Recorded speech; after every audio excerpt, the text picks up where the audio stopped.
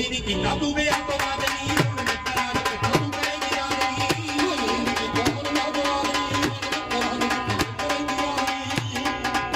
ਬੱਤੀਆਂ ਨਾਲ ਬੈਠ ਗਈ ਤੂੰ ਸੋਹਣੀਏ ਨੀ ਤੇ ਹੀ ਨਾਲੇ ਹੋਵੇ ਯਾਰ ਰੀਲਾ ਵਾਲੇ ਡੱਕ ਵਾਂਗੂ ਸੋਹਣੀਏ ਤੇਰੇ ਲੱਪਾਂ ਨਾਲ ਹੋਵੇ